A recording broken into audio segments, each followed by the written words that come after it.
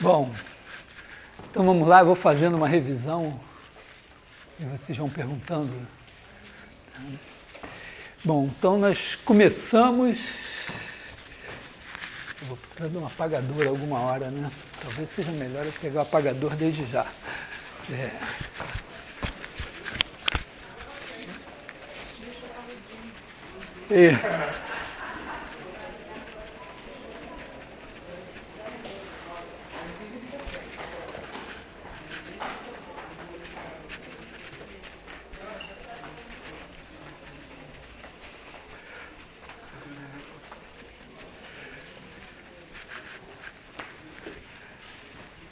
Então, recomeçando. Então, a primeira coisa que nós fizemos foi começar com os vetores flechinha. Então, o vetor é uma flechinha que a gente pode transladar para qualquer ponto do plano, para qualquer lugar do plano. Transladar que significa deslocar paralelamente, sem rodar, sem mudar o tamanho. Então, essa flechinha e essa daqui, mais ou menos assim, né, correspondem ao mesmo vetor. Mas se eu pegar essa flechinha assim, mesmo que seja do mesmo tamanho, já não é o mesmo vetor. E aí você pode multiplicar as flechinhas, os vetores, por números. Se o número é maior que 1, aumenta o tamanho. Se é menor que 1, diminui o tamanho. Se é negativo, vira ao contrário. E pode somar esse vetor com esse daqui, simplesmente pega esse, bota aqui, e esse daqui é a soma, né? Então esse aqui é U, esse é V, U mais V. Com propriedades legais e tal. Bom,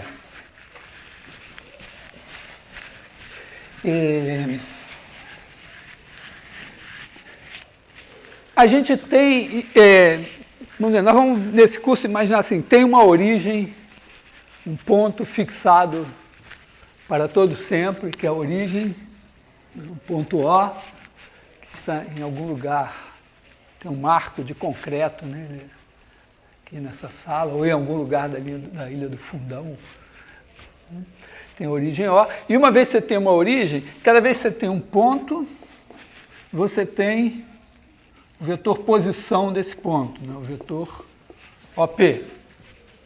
E cada vez que você tem um vetor V, você bota esse vetor V aqui na origem e você tem um ponto Q associado a ele. Sendo que, às vezes, a gente soma, às vezes, comentando assim, um comentário à parte, né, às vezes você tem um ponto A, um vetor V, e você faz o ponto B igual a mais V. Essa operação bastarda, assim, no fim, com sistemas de coordenadas, vai ser tudo a mesma coisa. Então, uma origem serve para identificar pontos a vetores. Então, para nós, vai ser assim, a origem vai estar fixada para sempre e a gente vai trabalhar com vetores. Mas, por conta disso, a gente às vezes pensa um vetor como um ponto. Algum problema em relação a isso? E aí tem, então, pontos e vetores passam a ser a mesma coisa.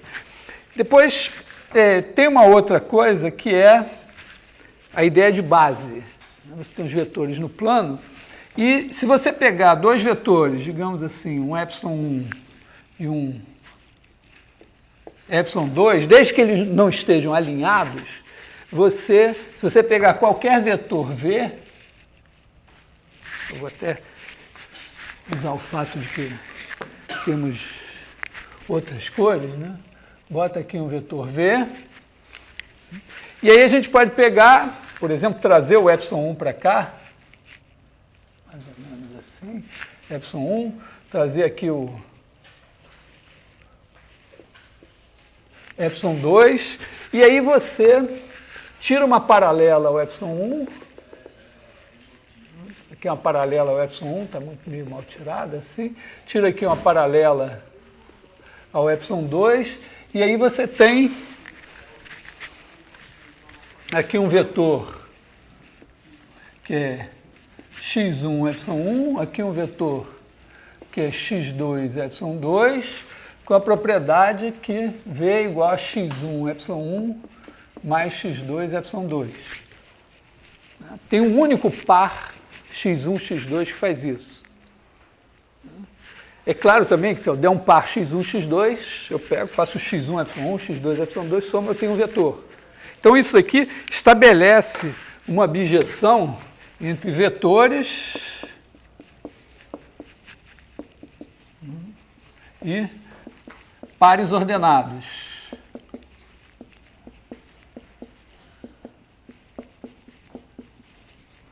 Pares ordenados significa, vamos dizer que 3, 5 é diferente de 5, 3, o que significa que isso aqui também está ordenado. O epsilon 1 é o primeiro, o epsilon 2 é o segundo.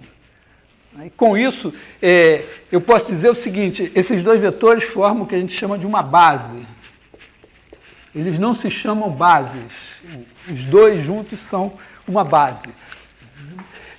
E essa base é o quê? É uma chave, né, para eu codificar vetores em pares ordenados e para decodificar pares ordenados como vetores.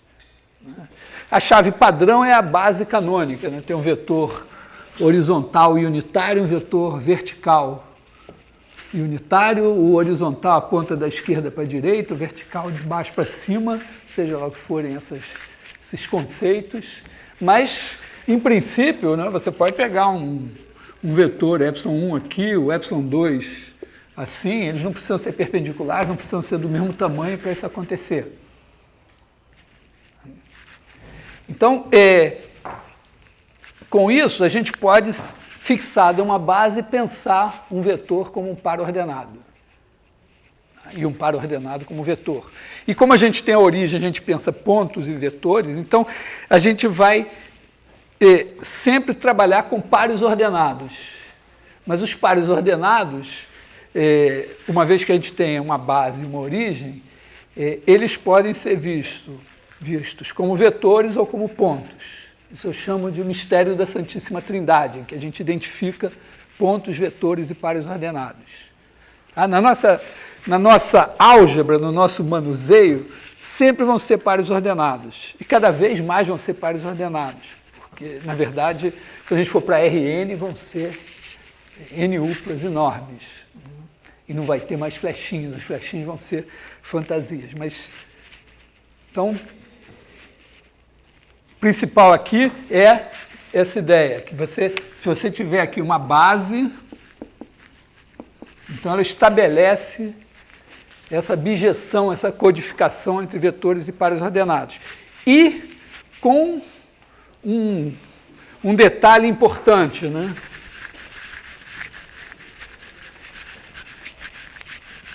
Funciona assim, né, na verdade. É como se você dissesse, eu vou pegar um sistema de eixos, assim, aí eu vou fixar aqui essa unidade, então esse vetor aqui é o meu epsilon 1, aqui eu vou fixar essa unidade, esse vetor aqui é o epsilon 2, e aí o nosso sistema de coordenadas funciona assim, né, com base num reticulado, em que a gente vai tirando paralelas a essa daqui, paralelas a essa daqui. Então, cada paralelogramo desses corresponde a avançar uma unidade aqui, ou uma unidade lá, ou as duas coisas.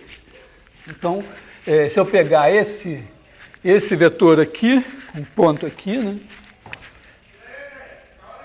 Esse vetor, ele vai dar aqui um certo x1 epsilon 1, V, mais x2 epsilon 2, e pela figura eu sei que x1 está próximo de 2 e x2 está próximo de 1. Na verdade, né, x1 igual a 1,7 alguma coisa, x2 igual a 0,8 alguma coisa aqui no meu olhômetro.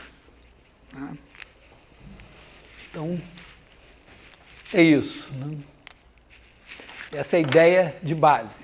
Eu, sempre adiantando para vocês, isso é importante a gente conseguir pensar assim nas flechinhas, porque está claro que enquanto eu não colocar se eu não começar a pensar os vetores já com um sistema de coordenadas, pensar só como flechinhas, é bastante razoável ver que eu posso escolher a base. A base é uma escolha. E uma coisa muito importante quando você está em Rn é pensar uma NUPLA enorme como um vetor e pensar que você não precisa usar aquele sistema de coordenadas padrão ali e mudar de base. Isso não é nada natural em Rn, mas aqui é um pouco mais. Bom,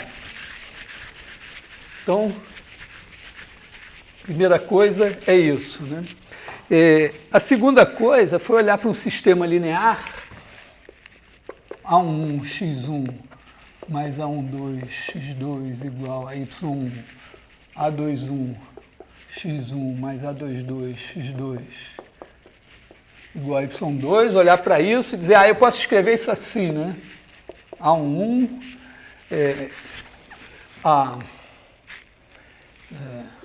A21 vezes x1 mais x2 vezes A12, A22 igual a y1, y2. Já viram que eu represento vetores na horizontal, na vertical, com colchetes ou com parênteses, e é assim, né? Então isso aqui é a mesma coisa que isso. Por que eu vou voltar ali no sistema de coordenadas e lembrar uma coisa importante que eu esqueci de recordar, que é o seguinte, né? Eu tenho aqui esse sistema de base ε1, ε2, aí eu pego aqui o V1, somo com o V2,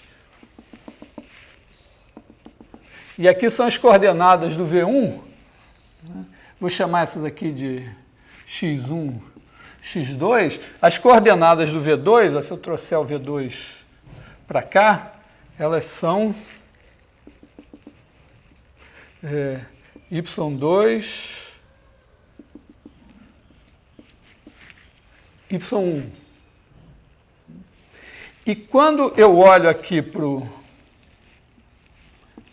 V1 mais V2, essa coordenada, vamos dizer, Z1 da soma, ela é x1 mais y1. E a coordenada Z2 da soma, ela é x2 mais y2. A soma é algébrica, quer dizer, eu peguei o x2, somei com o y2 e vim parar aqui. Também quando eu multiplico o vetor por um escalar, as coordenadas são multiplicadas. Isso independe do sistema de coordenadas. Então, as operações com pares ordenados são também operações com vetores. Quer dizer, quando eu escrevo, isso aqui são operações com pares ordenados, né? Isso aqui, se eu pensar em termos de pares ordenados, isso quer dizer que A11 x1 mais A12 x2 é y1, e A21 x1 mais A22 x2 é y2. Mas também significa que se eu pensar isso aqui como um vetor, isso aqui como um vetor, eu estou dizendo que esse vetor é x1 vezes esse, mais x2 vezes esse. Ok? Essa parte aí vamos dizer, das operações com vetores passarem para operações com pares ordenados, está tudo bem assim? Tá.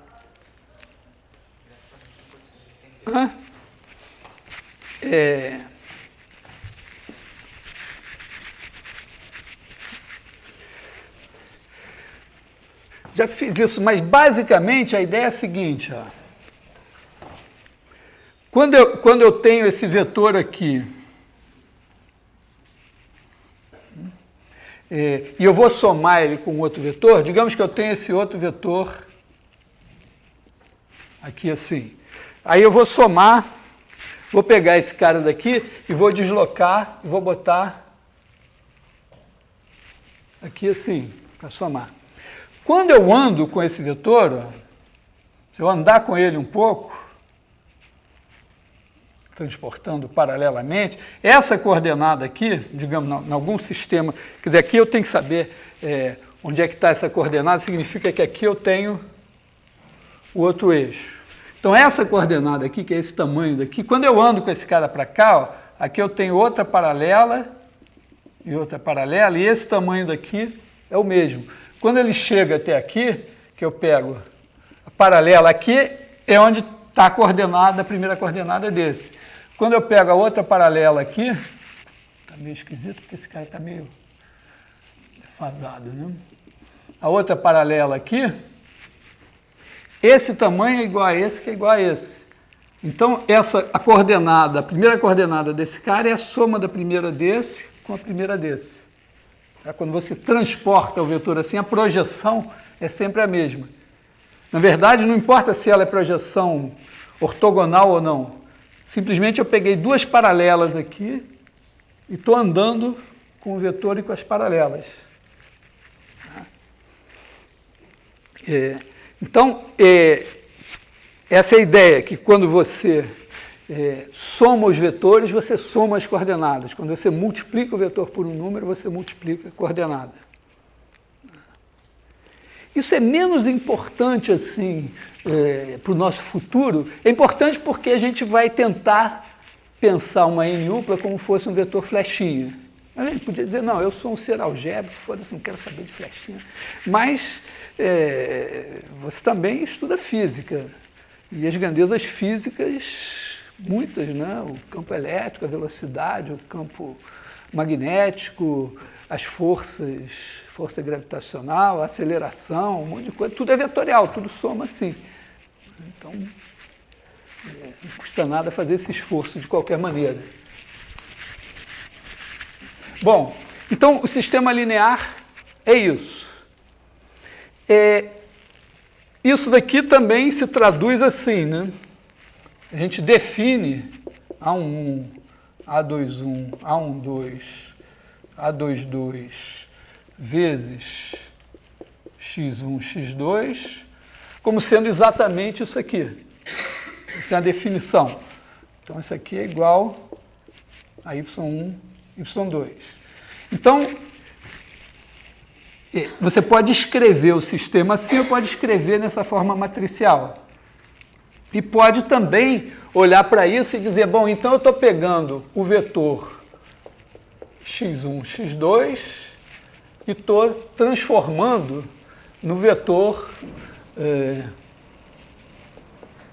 A11, A21, A12, A22, x1, x2, que vem a ser x1 vezes o primeiro aqui, mais x2 vezes A21, A22. Isso também pode ser visto de uma maneira geométrica, quer dizer, você pode pensar o seguinte, ó, que esse cara daqui é x1 vezes 1, 0, mais x2 vezes 0, 1. Então, você pode pensar assim, ó, eu tenho aqui um sistema de coordenadas que está aqui, tem o 1, 0, esse cara se chama E1, e aqui tem o 0, 1, que é chamado de E2. E aí esse sistema tem aqui o quadriculado dele, padrão, que é esse assim, eu vou fazer só essa parte, e está aqui o meu vetor x1, x2. E quando eu faço essa transformação, é como se eu fizesse o seguinte, eu pegasse aqui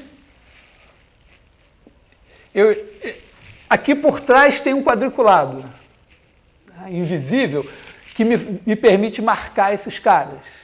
Então eu marco o A11, A21, está aqui. Eu chamo ele de Epsilon 1, que é o A11, A21. Tem esse outro aqui que eu chamo de Epsilon 2, que é o A12, A22. E eu desenhei eles assim porque eu tenho quadriculado aqui atrás. Mas eu não mostro o quadriculado para ficar só com isso. E aí eu olho para cá e faço esse sistema de coordenadas assim.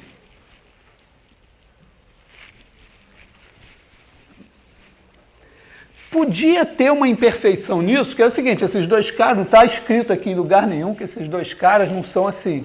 Se eles fossem assim, o sistema colapsava. Aí, o que acontece? Ó? Esse cara, que era x1 vezes o E1 mais x2 vezes o E2, virou x1 vezes o ε1 mais x2 vezes o ε2. Então, ele está aqui assim. Esse cara aqui é x1 ε1 mais x2 ε2. Então, o sistema linear, na verdade, ele tem por trás dele uma transformação desse tipo, que é o que a gente chama de uma transformação linear. É transformação linear porque essas transformações, chamar essa transformação de T, elas têm as propriedades, né, que T, quando você soma, faz T de U mais V, isso dá sempre T de U mais T de V, e T de TU dá T de U. Essa propriedade decorre da álgebra aqui. É uma propriedade algébrica, mas vira uma propriedade geométrica. E essa propriedade geométrica implica no seguinte, se eu pegar aqui uma certa reta, essa reta aqui pode ser vista assim, eu tenho aqui o ponto P e tenho aqui o vetor U. Então, esses pontos daqui são pontos da forma P mais TU. Mas o P tem um vetor, que é esse daqui. Bom, quando eu aplico a transformação, esse P vira aqui o T de P. E o U vira alguma coisa, não sei, mais ou menos assim. Vou botar meio assim. Mais esticada para cá, assim, um pouco. Esse aqui é o T de U. E aí, quando eu pegar o ponto P mais TU, ele vai virar o ponto T de P mais T de U. Por conta dessas propriedades aqui. Tá? O P eu estou pensando como um vetor também. E aí, todos os pontos dessa reta vão virar pontos dessa reta. Então, uma transformação linear, ela transforma retas em retas, a menos que ela seja uma transformação degenerada e esse vetor U virasse zero. Então, aqui eu estou andando com velocidade U, aqui eu estou andando com velocidade T de U. Se T de U fosse zero, eu estaria andando com velocidade zero e ficaria parado. Bom, então, essa é a ideia para a gente ter por trás de transformação linear.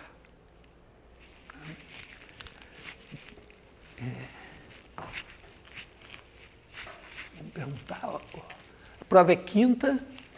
Se você perguntar agora, pode ser que você ganhe 1 hora de sono de quarta para quinta.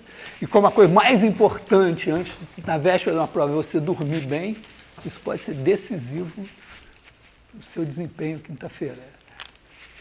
Onde o Y1 e o Y2 comportam também esse sistema de coordenadas? Quando eu coloco o sistema, é que eu estou fazendo uma coisa semelhante àquela coisa que você faz em algum momento no ensino médio, ou pelo menos no cálculo 1, que você aprende no ensino fundamental a resolver uma equação do segundo grau. E no ensino médio você pensa na função do segundo grau. Então é mais ou menos isso aqui. Quer dizer, eu, em vez de pensar no sistema seria fixar y1, y2. Então, eu fixaria aqui, digamos que eu fixasse esse cara daqui, e aí eu queria, esse cara daqui, ele é y1, y2. Ele não é y1, y2 nesse sistema. Seria o seguinte, né? Vou colocar aqui o meu sistema canônico, né? E esse cara aqui, ele tem coordenadas y1, y2 nesse sistema. Então, eu estou dando o ponto do plano e eu quero o ponto aqui que é levado nele. É esse.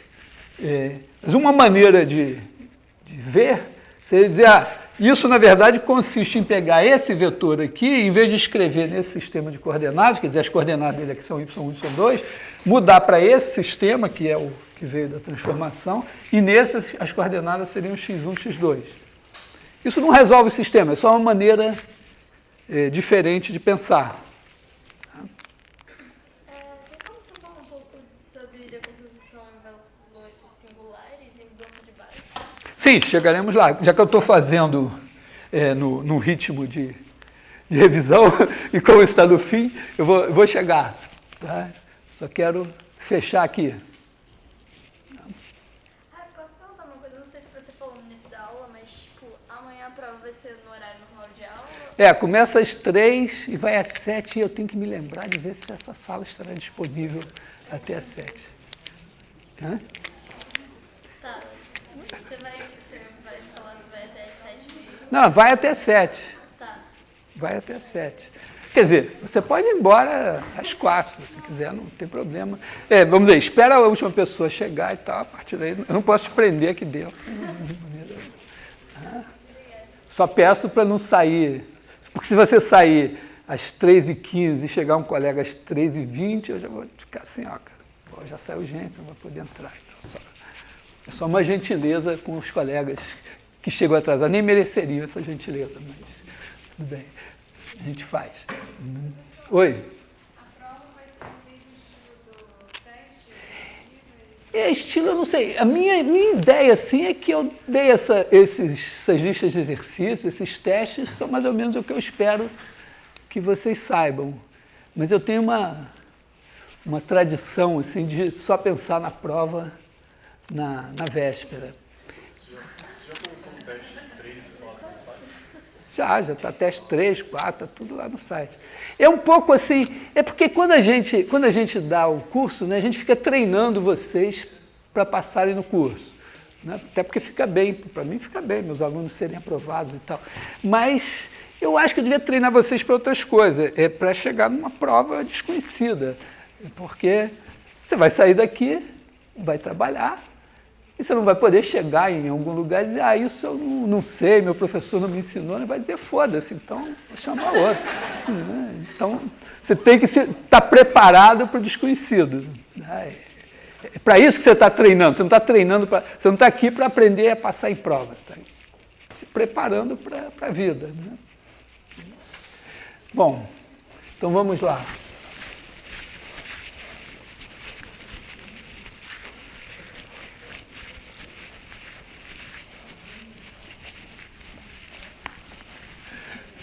Isso gera um comportamento ao contrário, né? O engenheiro típico sempre diz, eu sei, claro, eu sei resolver, deixa comigo.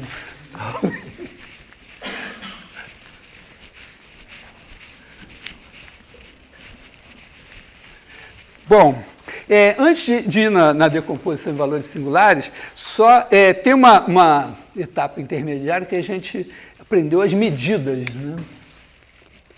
As medidas. E nas medidas a gente trabalhou com duas coisas, né? Primeira, produto escalar.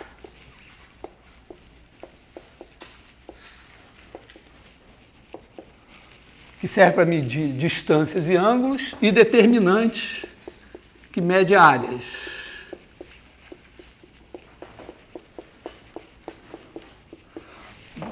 Eu não vou recapitular todas as etapas, né? Mas o produto escalar, quando você tem aqui U e V, tem aqui esse ângulo θ, então produto escalar de U por V, também notado assim, né? Produto escalar de U por V, é a norma de U, norma de V, cosseno θ. E aí a gente deduz propriedades disso aqui, que são, né, o produto escalar de U por V é igual de V por U, produto escalar de U por TV é igual a T vezes o de U por V, produto escalar de U por V1 mais V2 igual a U por V1 mais o produto escalar de U por V2. Isso, claro, pode trocar, né? TU por, como tem essa comutatividade aqui, TU por V também dá TUV, o 1 mais o 2 com V e tal. E propriedade 4, os vetores da base canônica, E1, EI, escalar EJ, é igual a 1 se I igual a J e 0 se I é diferente de J. Maneira de escrever. Né? Daqui a gente deduz que, na verdade, se você tiver na base canônica, tiver aqui o U e o V, então esse aqui é U1, U2, V1, V2 na base canônica, quer dizer, U é igual a U1 é 1, mais U2 é 2, e V igual a V1 é 1, mais V2 é 2, então, produto escalar de U por V é igual a U1V1 mais o 2V2.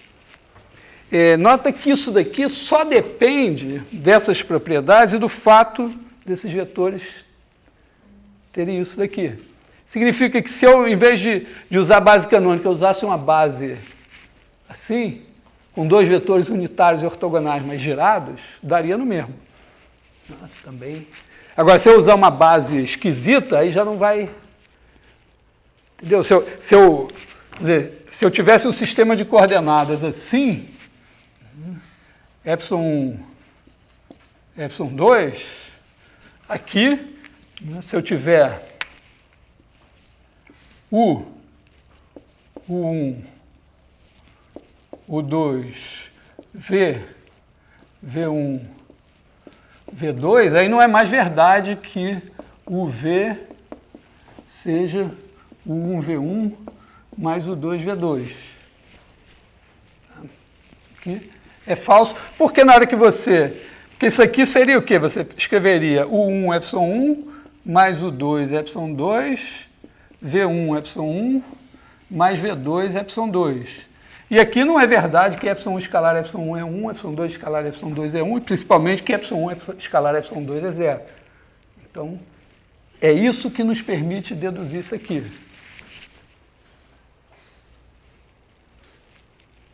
Porque, ó, isso daqui, de onde veio isso? Veio da seguinte conta, ó.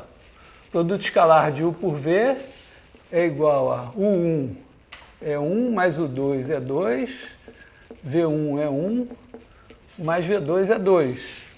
Aí eu usei essas propriedades e, no fim, apareceu o quê? E1 é 1, é 1, E2 é 2, é 1, E1 é 2, é 0, E2 é 1, é 0.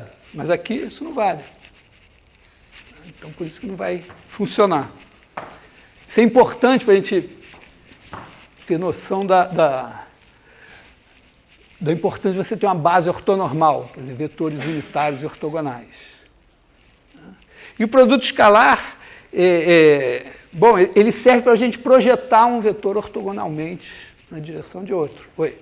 Então, a diferença, se essa preposição não é verdadeira, então quando a gente pega um vetor do tipo O1 é 1, epsilon 1, mais O2 é epsilon 2, e a gente coloca epsilon 1, faz esse produto escalar entre essas duas situações, a gente encontra o U.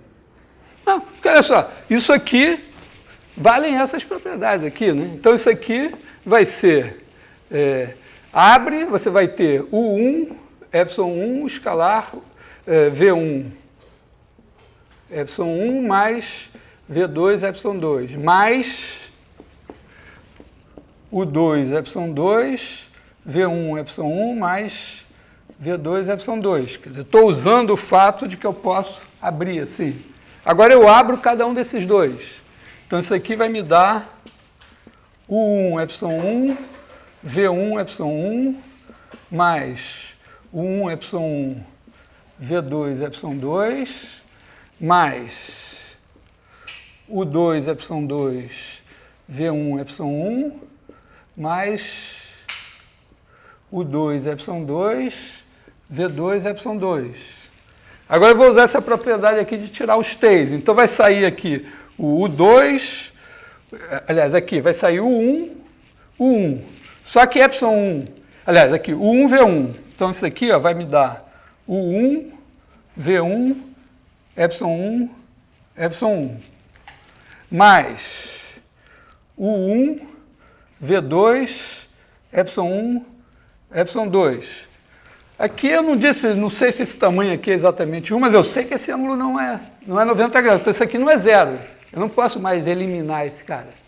Da mesma forma, né, aqui eu vou ter U2, V1, epsilon2, epsilon1, e mais U2, V2, epsilon2, epsilon2. Esse aqui eu também não sei se é zero. E com certeza esses dois caras aqui não são do mesmo tamanho, então um dos dois pelo menos não é 1 também. Tá? Então não funciona tão bem. Tá legal? Por outro lado, né, se eu tiver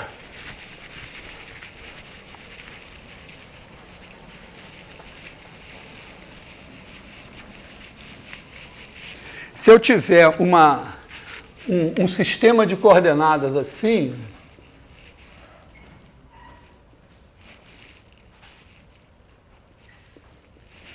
né, se eu souber aqui que epsilon1, escalar epsilon1 é igual a 1, e epsilon2 também, e que epsilon1, epsilon2 é zero. Então está aqui, bom, o sistema canônico está aqui. Aí eu tenho aqui esse vetor V aqui. Eu sei o seguinte, ó, aqui eu tenho que projetar, para ter as coordenadas aqui, ó, eu tenho que projetar aqui ortogonalmente e aqui ortogonalmente. Então, se eu escrever V igual a y1, epsilon1 mais y2, epsilon2, se eu multiplicar escalarmente dos dois lados, eu vou ter ó, V escalar epsilon1 é igual a y1, epsilon1 mais y2, epsilon2, epsilon1. Isso daqui é y1, epsilon1, epsilon1 mais y2, epsilon2, epsilon1. Só que esse aqui é 0 e esse aqui é 1. Então, esse aqui é o y1. Então, para eu achar o y1, é só multiplicar escalarmente por epsilon1. E mesma coisa, né? O V escalar epsilon2 é igual a y2. Tipicamente, eu conheço as coordenadas no sistema canônico de epsilon1, epsilon2 e V. Então, eu sei calcular essas coisas. É mais fácil. Mudar de coordenadas nessas circunstâncias é mais fácil.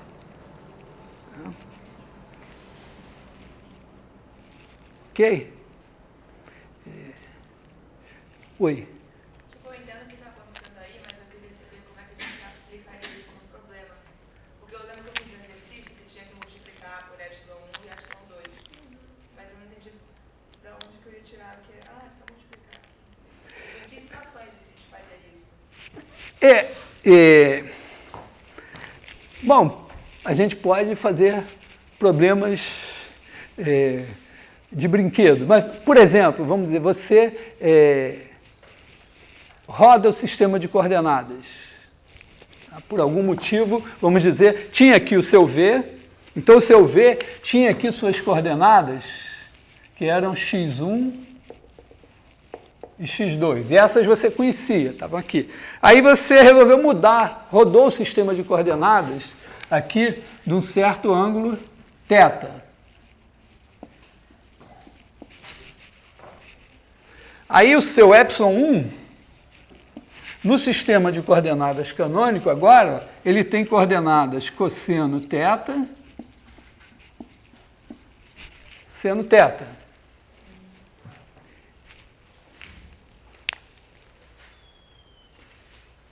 Alguém me disse hoje ou ontem que seus alunos não sabiam seno e cosseno.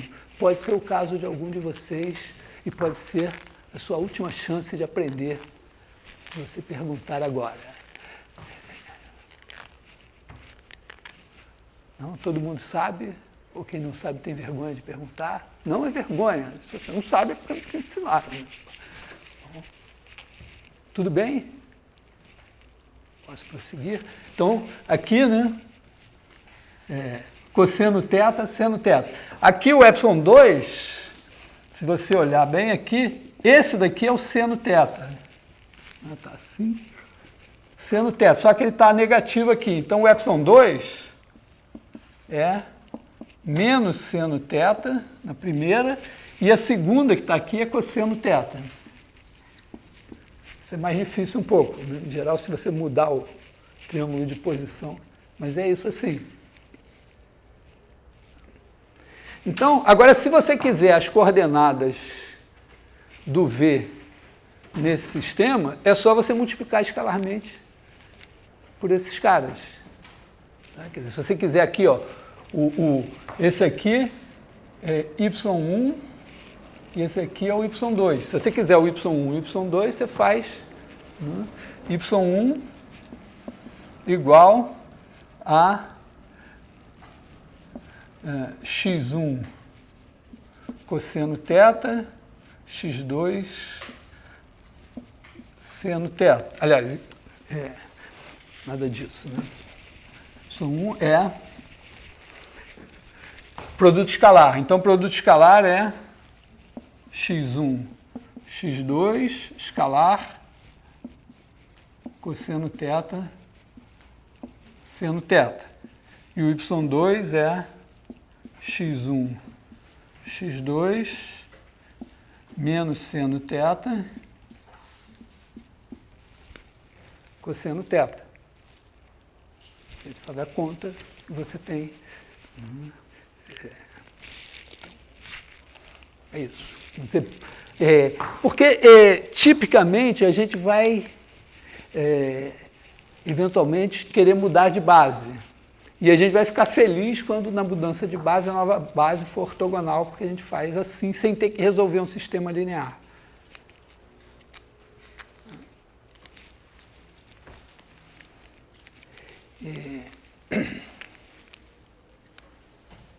Ok? Bom, também uma coisa importante, né, com produto escalar é você saber projetar um vetor.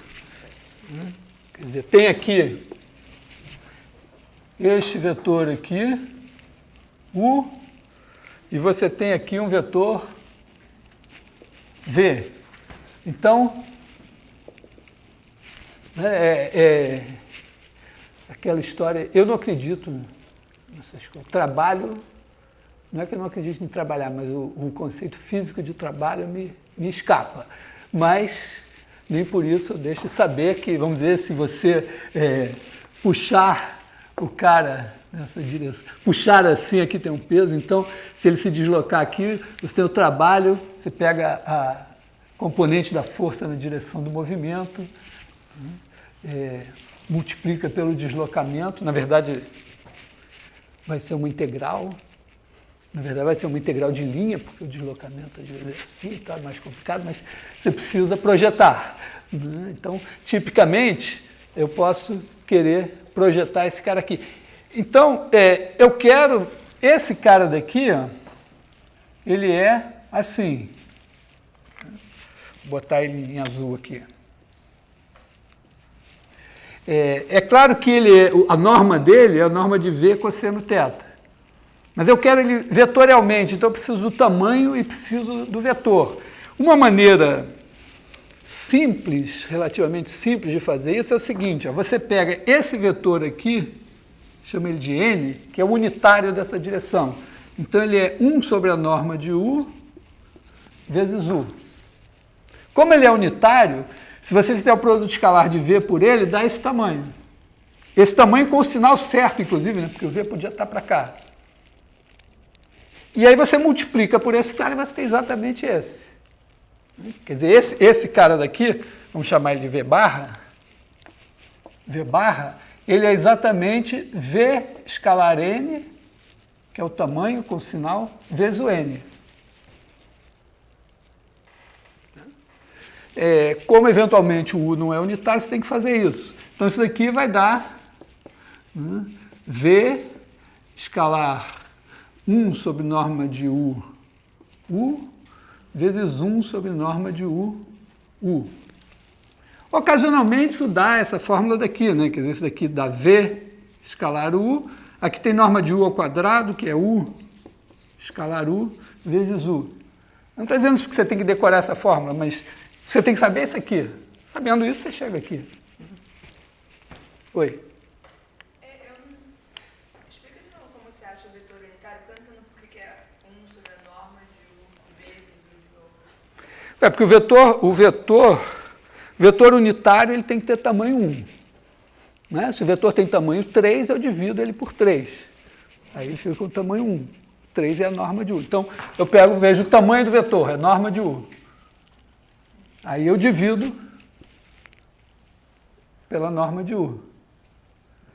É que eu tenho uma viadagem de matemática da qual eu não consigo me livrar, é porque a gente define o produto, a gente diz que tem o produto do número pelo vetor.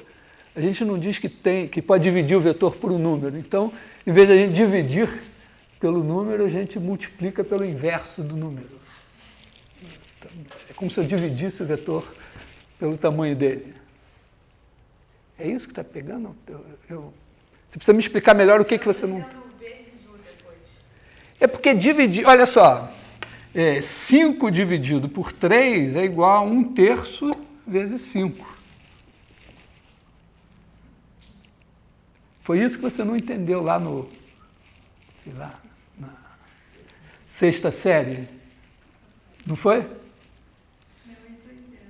É a mesma coisa.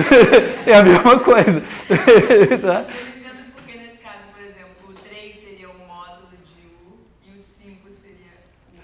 Não, na verdade, o 5 não é o u, mas vamos fazer assim, digamos assim, ó, vamos pegar assim, o vetor 1, 1.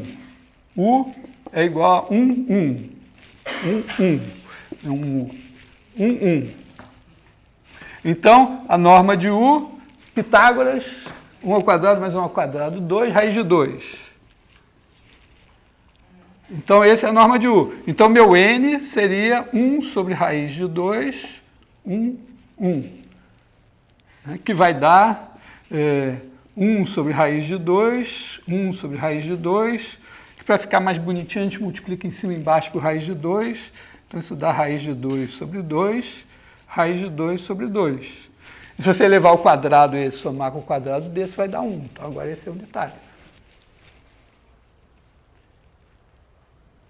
Deixa eu apagar aqui.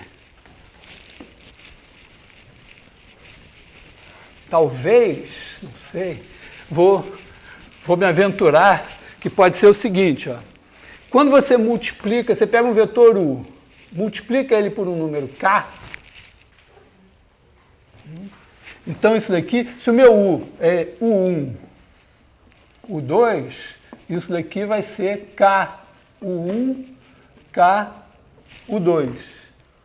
Aí a norma de ku vai ser raiz quadrada de ku1 ao quadrado mais ku2 ao quadrado, que é igual a raiz quadrada de k2, u1 ao quadrado mais o 2 ao quadrado, que é igual, eu posso tirar a raiz quadrada do k2, que é o módulo de k, raiz quadrada de 1 ao quadrado, mais o 2 ao quadrado.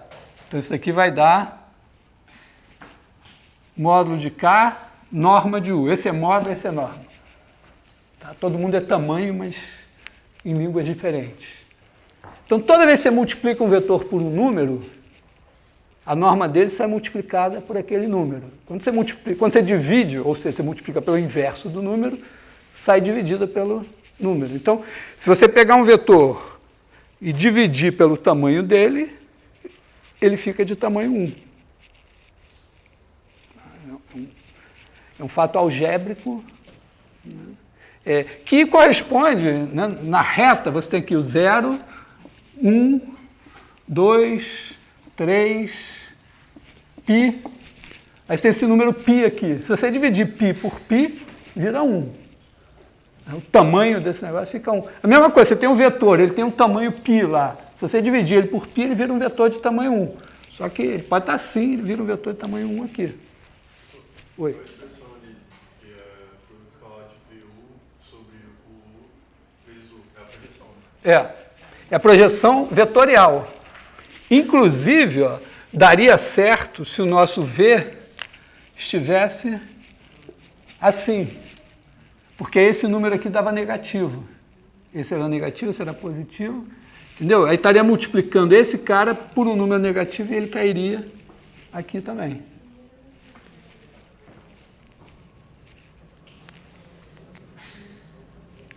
Foi legal, não? Todo mundo? Isso é importante, saber projetar é importante. Tá? Bom, que horas são? 4 e 5. Temos que chegar ainda lá na sua pergunta, né?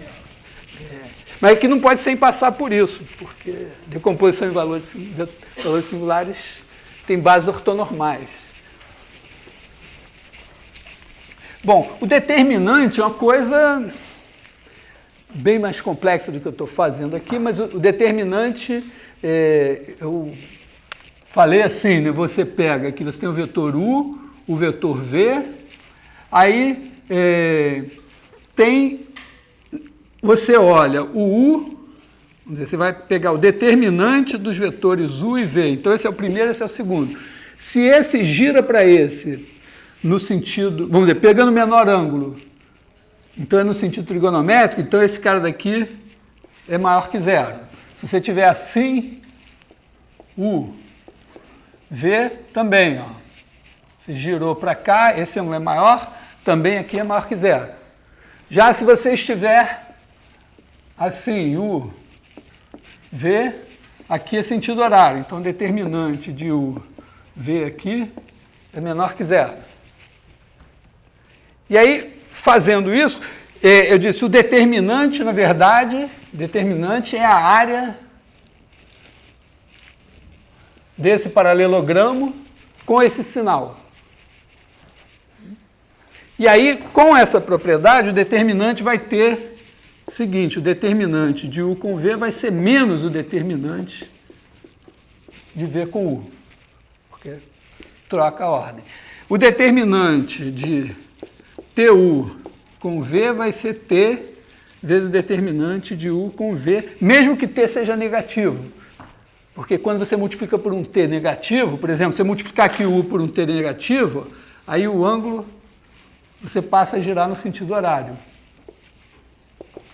Então ele muda de sinal. O determinante de U com V1 mais V2 vai ser o determinante de U com V1 mais o determinante de U com V2. E isso só funciona porque essa soma é algébrica, porque esses sinais aqui podem ser negativos. No caso otimista, dá positivo, positivo e positivo, mas a gente viu casos que não funciona assim. E aí o determinante de E1 com E2 é igual a 1. Eu não preciso dizer que o determinante de E1 com E1 é 0, pelo seguinte, o determinante de U com U é igual a menos o determinante de U com U, porque vocês repararam que quando eu escrevi esse, na verdade eu troquei a ordem desses dois. Então trocou o sinal. Então, se esse cara é menos ele, só tem um número que é menos ele, que é 0. Então, o determinante de qualquer vetor com ele mesmo é 0. Bom, a área, né? Então, você tem isso, aí você faz a mesma brincadeira lá do produto escalar, pega dois vetores, pega assim, pega U igual a A11, A21, V igual a A12, A22, e aí você faz o determinante de U com V, usa o fato de que isso daqui vai ser o determinante de A11 é 1 mais A21 é 2, com A12 é 1 mais A22 é 2, faz a conta, isso dá A11, A22 menos A12, A21. Faz a conta usando essas propriedades, da mesma maneira. Posso economizar essa?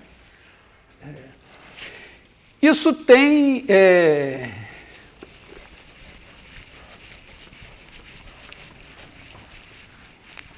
tem um significado, né? Isso aqui também passa a ser chamado, então, determinante da matriz. Quer dizer, se você tem essa matriz A11, A21, A12, A22, o determinante dela é esse cara daqui. Isso também é anotado assim, né, com barrinhas aqui.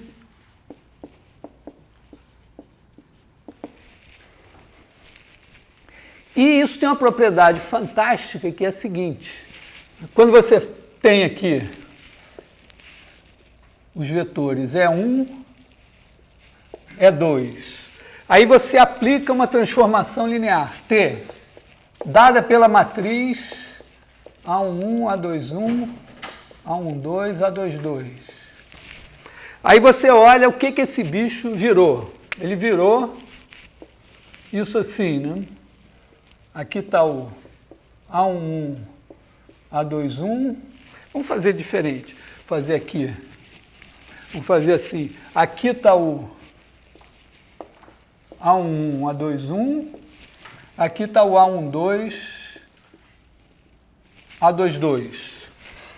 Então, você tinha esse reticulado aqui, que vai virar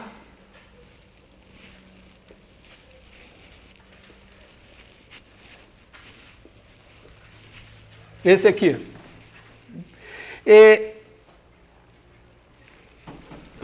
Aí, se você desenhar uma figura, repara o seguinte, né? Esse quadradinho virou esse paralelogramo. A área desse é 1. A área desse daqui, a menos do sinal, é o determinante daquela matriz.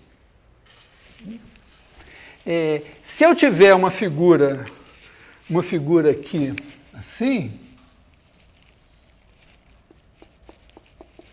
quando ela passar para cá, ela vai virar uma figura mais ou menos, uma coisa mais ou menos assim. Qual a razão entre a área dessa figura e a área dessa? A gente sabe que para calcular a área da figura a gente tem que ladrilhar isso aqui, né? Bota ladrilha aqui com ladrilhos bem fininhos, aí vê quantos ladrilhos interceptaram essa figura, isso é uma aproximação por cima. E quantos ladrilhos estão dentro dessa figura é uma aproximação por baixo. E aí, quando o tamanho do ladrilhozinho tende a zero, esses dois números, essas duas aproximações, devem tender para o número que é a área. Só que cada vez que você faz uma aproximação aqui por ladrilhos quadradinhos, é claro, né, que a transformação transforma esses ladrilhos quadradinhos em ladrilhos em forma de paralelogramo, semelhantes a esses aqui. E o número de ladrilhos aqui é igual ao número de ladrilhos aqui. E o número de ladrilhos que interceptam essa figura é igual ao número de ladrilhos que interceptam essa. E o número de ladrilhos dentro dessa é o número de ladrilhos dentro dessa. Então, se você pensar 1 minuto, 5 minutos, meia hora, 2 horas, 3 semanas, dependendo da sua dedicação, do seu gosto pela coisa, você vai concluir que a razão entre essa área e essa daqui é a razão entre a área do ladrilho e a área do ladrilho, que é a razão entre a área desse paralelogramo e a área desse quadrado. Sendo que a área desse paralelogramo, a menos do sinal, é o determinante dessa matriz. E a área desse daqui é 1. Então, o determinante, a menos do sinal, ele vai dar a razão entre a área da imagem e a figura original. E essa figura aqui está vermelha pelo seguinte, é porque essa figura aqui ela é azul aqui, mas o outro lado dela é vermelho. E como essa transformação, quando ela passou para cá, ó, ela mandou o E1 para cá e o E2 para cá, ela trocou a ordem, então ela ficou vermelha aqui. E isso refletiu no sinal do determinante, que é negativo. Tá? E aí você também, a partir daí você também pode entender que como a gente define o produto de matrizes como a matriz da composta de duas transformações, então o determinante do produto de duas matrizes é o produto dos determinantes. É o último vídeo que tem no meu site, está em sueco, é o vídeo do determinante do produto. Tinha umas coisas escritas em português, mas eu tirei todas, para só ficar det, que é igualzinho em português, inglês, francês, alemão, sueco, então eu decidi que o vídeo está em sueco. Que é exatamente isso, né? Você faz essa transformação, depois faz outra transformação daqui para cá, e aí esse negócio vira um outro ladrilhamento assim, e aí essa figura, digamos,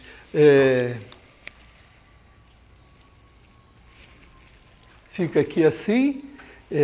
Isso significa o quê? Que esse cara veio nesse, e aqui a transformação, vamos dizer assim, esse daqui é o ε1, esse daqui é o ε2. E aí, esse cara daqui, né, esse aqui é o T de E1, esse aqui é o T de E2. Aí, no fim, esse daqui ficou sendo o T, em vez de chamar, vou chamar aqui de S agora, né? Esse é o S de ε1 e esse daqui é o S de ε2. O S de ε1 é o S do T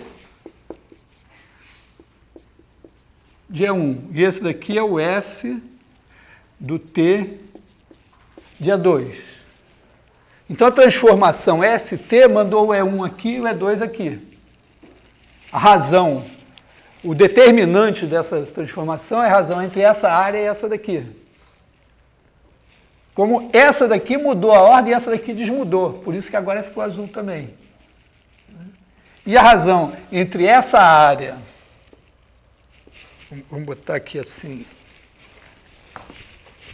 vou apagar essa coisa aqui.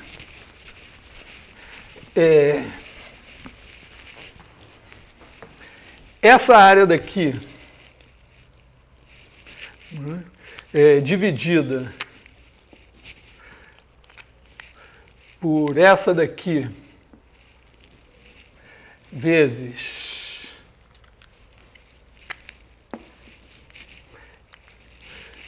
essa daqui dividida por essa daqui, opa, ela era azul.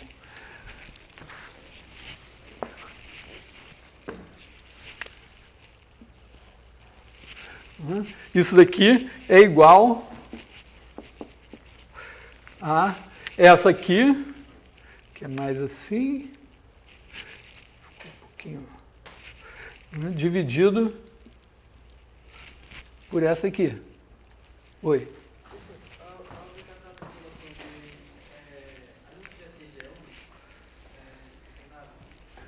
Ah, sim, aqui é T de E1, desculpa. É T de E2 e T de E1. Aqui é T de E1, T de E2.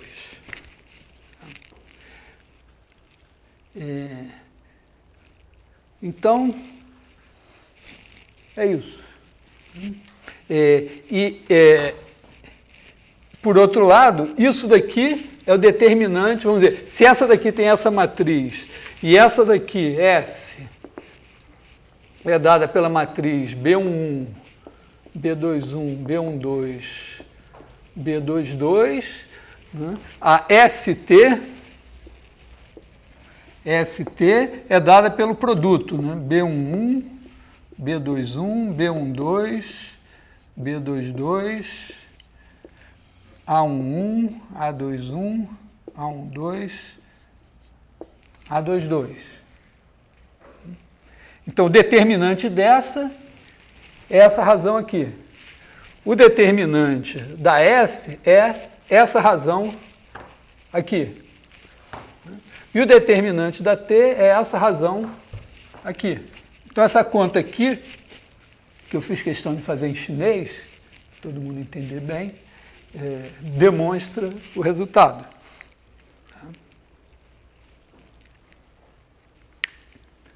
Com certeza, tem tanto chinês, deve ter algum professor de matemática na China fazendo essa figura agora, hein? Exatamente igual a mim. Bom, então, claro, o determinante é bem mais do que isso, tem outras coisas do determinante, mas vamos passar adiante.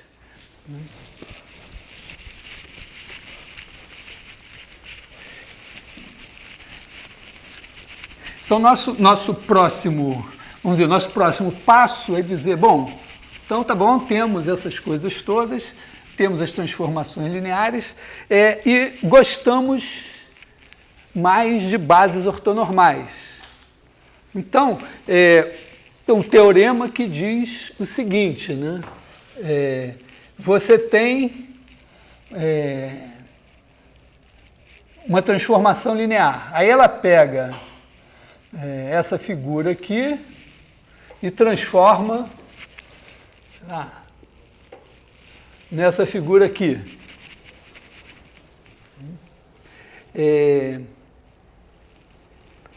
Em geral, né, a gente vai olhar para isso e dizer, bom, aqui eu tinha um sistema de coordenadas assim, que era o sistema canônico, aí eu apliquei a transformação e sei lá o que aconteceu. Bom, esse cara daqui, pelo jeito, veio parar mais para cá, alguma coisa assim. Então, aqui estava o E1, aqui estava o E2. Aí o T de E1 veio para cá, T de E1, e o T de E2, acho que veio mais ou menos para cá, né? T de E2, sei lá. Alguma coisa mais ou menos assim.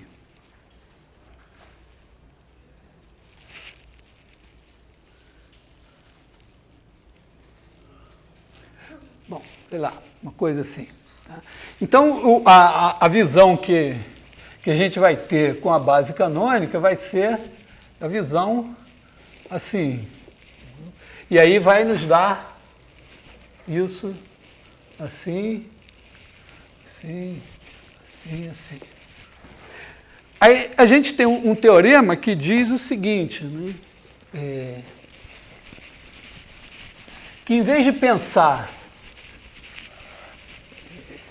que a transformação, em vez de olhar para a base canônica e dizer, isso tem aqui o E1, o E2, e aí o T de E1 virou assim, e o T de E2 virou assim, a gente pode, já que a gente tem aqui um plano e aqui outro plano, a gente pode escolher um sistema de coordenadas aqui e outro aqui. Primeira coisa importante, tá? Eu sou livre para escolher, eu não preciso usar o mesmo sistema nos dois. Então, eu posso usar um aqui e outro aqui. E eu não preciso usar esse aqui e não preciso usar esse aqui. Aí, o que é garantido é o seguinte, é que você pode, existe um sistema de coordenadas aqui com a base ortonormal, vamos chamar esse cara aqui de V1 e V2, e um outro sistema aqui, também de base ortonormal, vamos chamar aqui de, digamos, de U1 e U2, de tal maneira que a minha transformação vai fazer só o seguinte, ela vai pegar o V1 e vai levar aqui num certo sigma 1, U1, isso aqui é o T de V1. E o V2 vai me levar aqui num certo sigma 2, V2, esse aqui é igual a T, sigma 2, U2,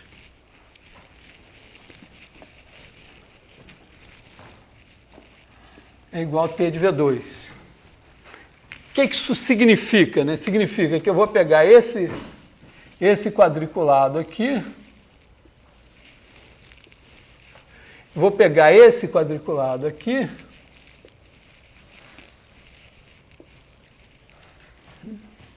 e aí a minha transformação daqui para cá vai ser simplesmente, vamos dizer, eu troquei essa base por essa, e aqui eu faço só uma expansão nessa direção e outra nessa direção. Claro que podia ser uma contração também. Aqui, como eu estou livre para mudar a orientação, repara que aqui V1, V2 está com orientação positiva, aqui o 1, o 2 está com orientação negativa. Mas eu abro mão de ter orientação positiva para garantir que o sigma 1 e o sigma 2 vão ser positivos. Tá? Então aqui, o teorema diz isso, né, que para qualquer transformação linear do plano no plano, existe uma base ortonormal aqui e uma base ortonormal aqui, tais que isso acontece. Então, quer dizer, teorema, né?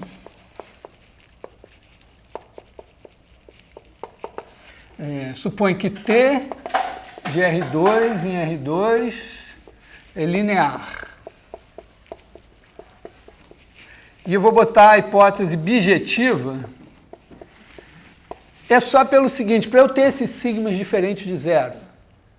Se eu não botar bijetiva, pode um deles virar zero. Então, existem bases ortonormais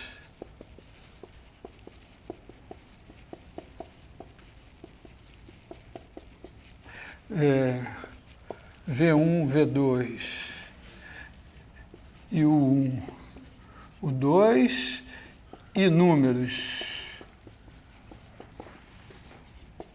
positivos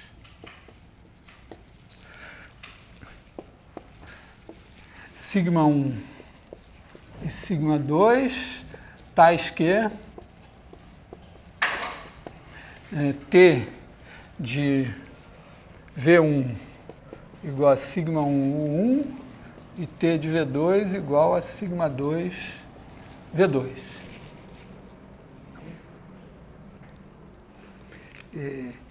Isso significa, de certa forma, que a matriz da transformação é assim, ó, sigma 1, 0, 0, sigma 2. Ela não é assim na base canônica. Mas ela é assim se eu considerar essa base aqui e essa base lá. Por quê? Porque, olha só, se eu fizer, pegar um certo vetor W igual a x1, U1 mais x2, U2, o T de W vai ser T de x1, U1 mais x2, U2, que vai ser x1, T de U1 mais x2, T de U2, que vai ser x1, sigma 1, V1, mais x2, sigma 2, V2, que vai ser, vamos dizer, sigma 1, x1, V1, mais sigma 2, x2, V2. Então, é como se eu dissesse, ó, aqui o meu V, meu W está aqui, ele tem coordenadas x1, x2. Aí o T de W, ele está mais aqui assim, né? T de W, na verdade, é isso aqui, né? Então tem que talvez andar um pouquinho mais aqui, né? T de W é igual a sigma 1 x1 V1 mais sigma 2 x2 V2. Em termos de coordenadas, é como se eu pegasse o cara com coordenadas x1, x2 nessa base e transformasse no cara com coordenadas sigma 1, x1, sigma 2, x2 na base de cá. Isso é a mesma coisa que sigma 1, 0, 0, sigma 2, x1, x2. Quer dizer, a matriz que transforma, que multiplica, essa matriz multiplicada por x1, x2, pega as coordenadas do cara nessa base e transforma nas coordenadas da imagem dele por T nessa outra base.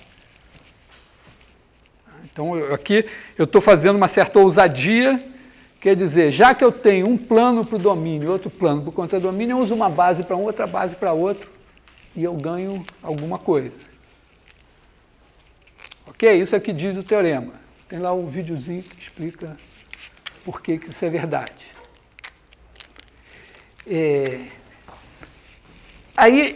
Isso, uma maneira de abordar agora essa questão é dizer, bom, mas então eu vou precisar mudar de base, porque tudo bem, está lindo assim, mas na minha indústria eu recebo, minha matéria-prima são vetores escritos na base canônica. É isso que eu recebo. Eu não recebo o vetor escrito nessa base. Ele vem na base canônica. E, infelizmente, também o meu cliente não aceita, ele me paga bem e tal, é o meu cliente, tem que satisfazer. Ele não aceita se eu entregar para ele o vetor escrito nessa base. Ele quer que eu entregue na base canônica. Então, eu preciso pegar um vetor na base canônica, escrever nessa aqui,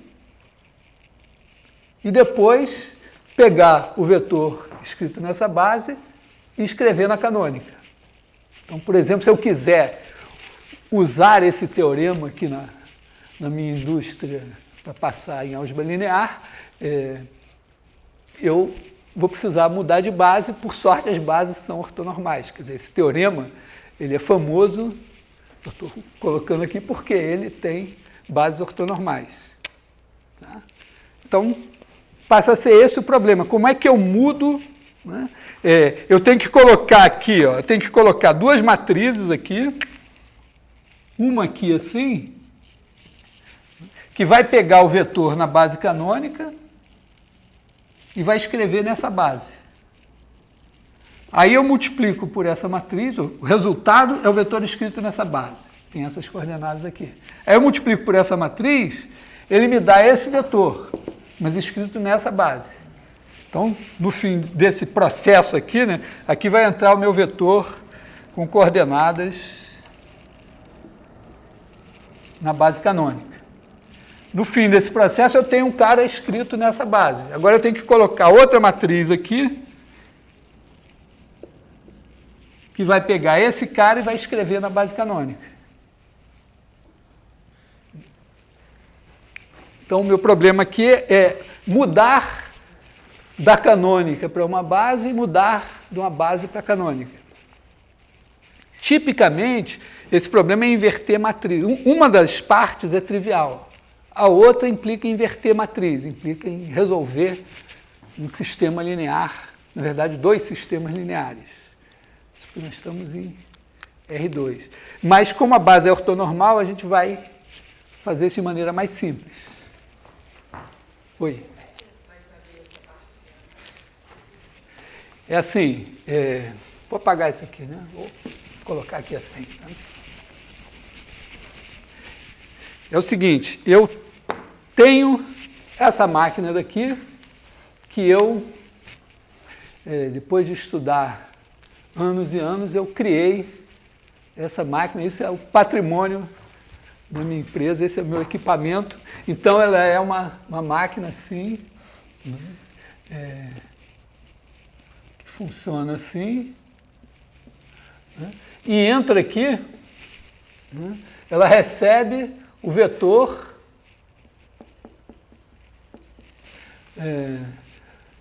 W na base V1, V2. Ela recebe isso. E ela me cospe aqui o vetor T de W na base U1, U2. Só que eu recebo um vetor na base canônica. Então, eu recebo aqui o vetor W na base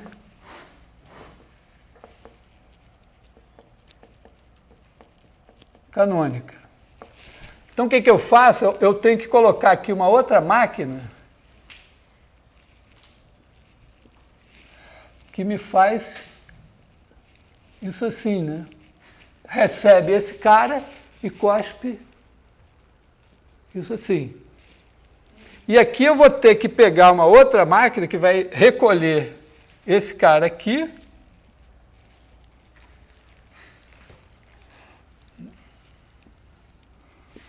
e vai me cuspir aqui o vetor T de W na base canônica.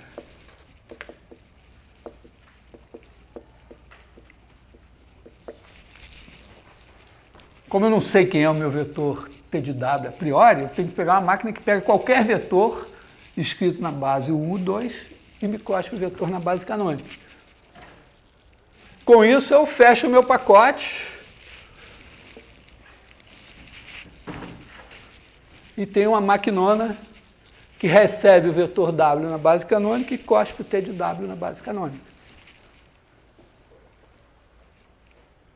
Não é muita coisa para um teorema só. Hã? Não é muita coisa para um teorema só. Tipo... Por isso que ele chama teorema, senão ele chamava proposição. Certo? É que tem uma hierarquia. Hã? Quê? Eu não consigo ver como a gente pode usar isso aí para alguma coisa. Tem uma das coisas mais espetaculares que tem para isso é compressão de imagens. Esse é um teorema que você usa para compressão de imagens. O que é compressão de imagem? Né? Você tem uma imagem, né, que tem milhares, milhões de pontinhos. Né? Tipicamente, milhões de pontinhos é mole, né? Ou muito. Então, você é um arquivo muito grande, né? E, eventualmente, você quer... Bom, tem uma lenda, parece que é verdadeira, que isso... os progressos nisso foram gerados, ou não digo gerados, mas tiveram uma propaganda espetacular. Diz que os americanos queriam ter um sistema que tivesse as imagens, um banco de imagens, dados, sei lá, não me lembro se eram fotos digitais de suspeitos.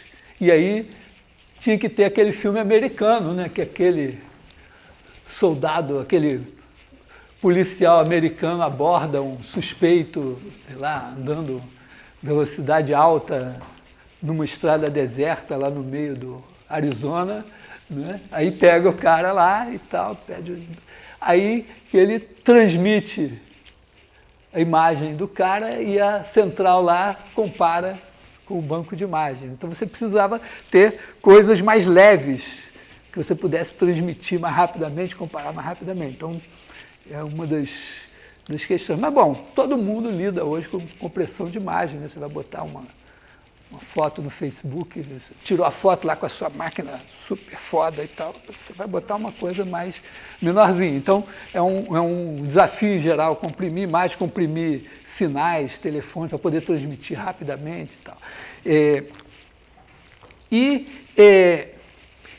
Isso aqui entra, não dessa maneira como eu estou falando aqui, mas imagina, né, uma imagem assim, significa que você tem um vetor num espaço de dimensão muito alta. Se você... pode ser uma matriz, uma coisa assim, mas tipicamente, só para ter a ideia, sem, vamos dizer, descer muito no detalhe, né? Cara, você tem um negócio que tem dimensão muito alta e aí ele tem muitas coordenadas. E o seu problema é guardar menos coordenadas. Então, uma coisa que você pode fazer é dizer, bom, eu tenho as coordenadas x1, eu corto as 200 primeiras, eu fico com elas e jogo o resto fora. Não deve ser a melhor ideia, porque pode ser que a informação esteja em outras. Ou eu agrupo, assim, sei lá.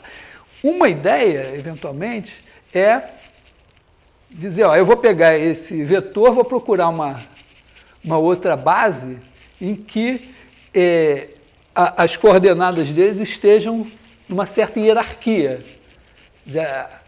A primeira coordenada seja maior, a segunda seja a segunda maior e assim sucessivamente, de maneira que agora sim, eu escolho as 200 primeiras, porque essas são as mais importantes. E aí eu jogo fora o resto. Então, isso aqui, ó, dá uma pista, assim, quando você tem uma transformação assim, você está dizendo, ó, que ela transforma esse vetor aqui. E, vamos dizer, se você pegar um vetor aqui que está meio que igualmente distribuído nesses caras aqui, agora a primeira coordenada vai multiplicar pelo maior, σ1, a segunda pelo segundo maior.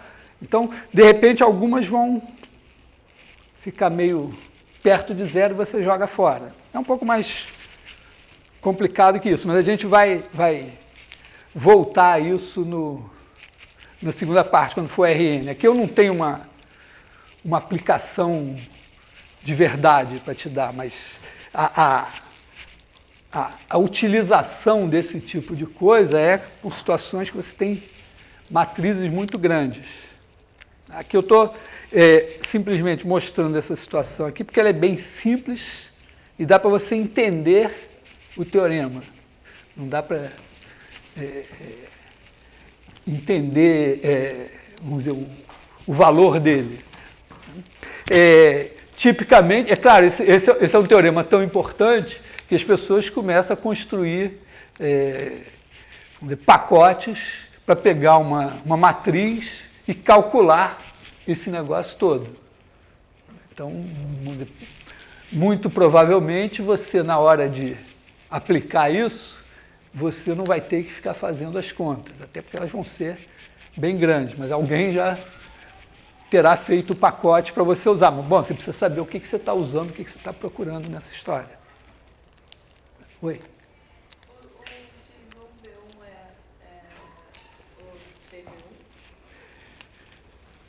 Não, é porque esse daqui é o meu vetor W. W. Então, se ele tem coordenadas x1 e x2 aqui, o W é x1V1 mais x2V2. Aí, quando eu aplico, faço o T de W, eu vou fazer a conta que eu apaguei e vai me dar isso aqui. Então, ele pega as coordenadas x1 e x2, que estão aqui, multiplica a primeira por σ1 e a segunda por σ2. Quer dizer, tem essa matriz, que é essa daqui, que é mais simples. Mas aí por que você não usou o U, então, ali no TDA? Porque aqui, assim, era U. Eu não usei porque eu errei. Aqui era o 1 e o 2.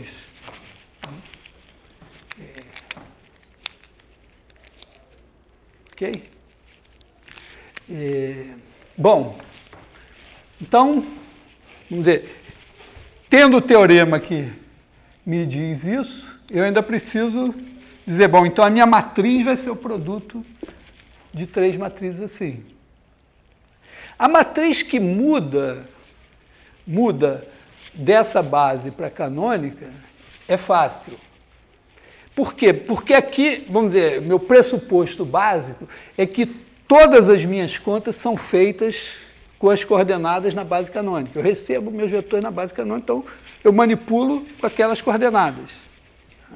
Então, tipicamente, né, esses caras aqui, esse aqui é U11, U21. Esse daqui é U12, U22. Então, se eu tiver aqui Y1, U1 mais Y2, U2, quer dizer, se as coordenadas são Y1, Y2, se esse cara daqui corresponde a isso daqui é igual a Y1, U1, U21 mais Y2, U12, U22, que é essa matriz aqui, U1, U21, U12, U22.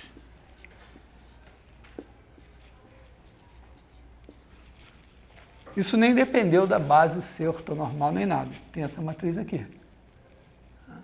Então, sempre. Então, aqui eu posso botar essa matriz aqui. U1, U21, U12, U22. Aqui a minha matriz era essa, né? Sigma 1, 0, 0, sigma 2. Agora, o meu problema aqui é eu tenho o cara na base canônica e eu quero escrever nessa daqui. Quer dizer, aqui eu tenho x1 é 1, mais x2 é 2, e eu quero escrever esse cara como... em vez de botar x1, eu vou botar outros números aqui, vou botar z1 e z2. z1 e z2 eu quero escrever como x1 v1 mais x2 v2. O que eu faço? Eu sei que esses dois caras são unitários e ortogonais. Então, se eu multiplicar isso escalarmente por V1 aqui, V1 vai dar 1 e V2 vai dar 0. Então, o que eu faço? Eu faço Z1 é 1 mais Z2 é 2. Multiplico isso escalarmente por V1. Aí, por falta de espaço aqui, eu vou fazer o quê? Isso aqui por V1 é x1, V1 com V1 dá 1. x2, V2 com V1 dá 0. Então, isso aqui vai dar só x1. E aqui eu vou fazer Z1 é 1 mais Z2 é 2. Vou multiplicar escalarmente por V2 e isso vai me dar x2. O que é isso daqui, né? Bom, aqui o V1 vai ser V11, V21. O V2 vai ser V12, V22. Então, isso aqui tem que virar alguma coisa. Vou apagar o teorema.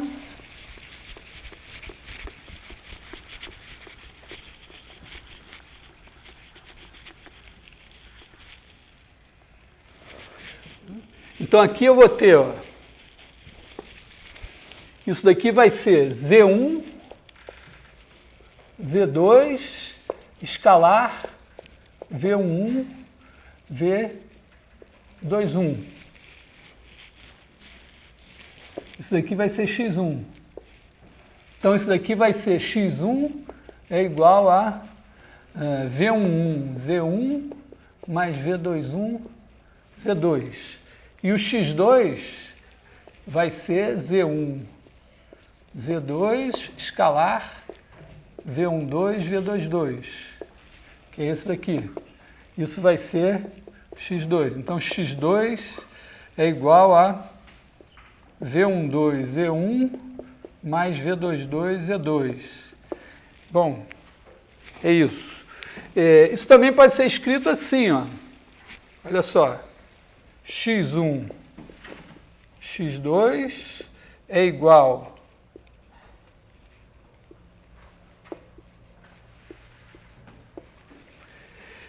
V11, V21, V12, V22. Que é igualzinho a isso, só que é transposto. Ó. Aqui, ó, o 1,2 veio para cá e o 2,1 veio para cá. Então, aqui você tem essa matriz. V11, V12, V21, V22.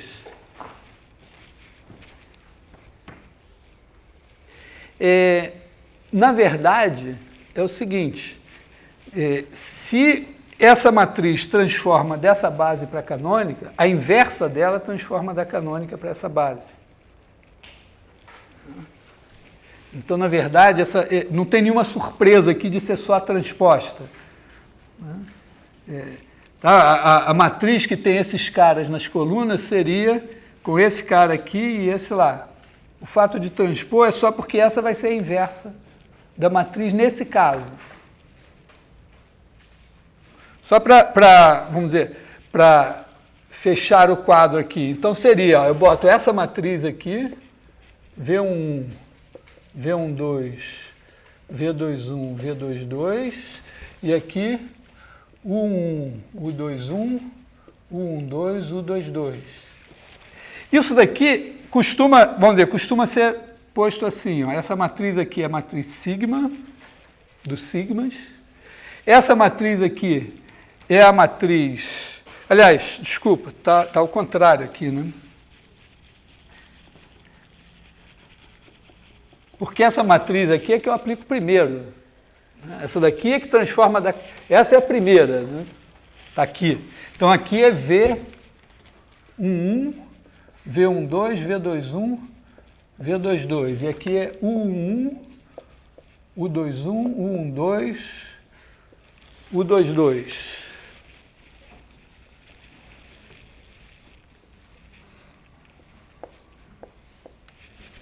Então, essa é a sigma. Essa daqui é a matriz U, que é a matriz dos U's. E essa daqui é a matriz dos V's, mas transpostas. Então, transposto. Então, a gente costuma botar assim. E dizer que isso é a matriz da minha transformação T. Tá?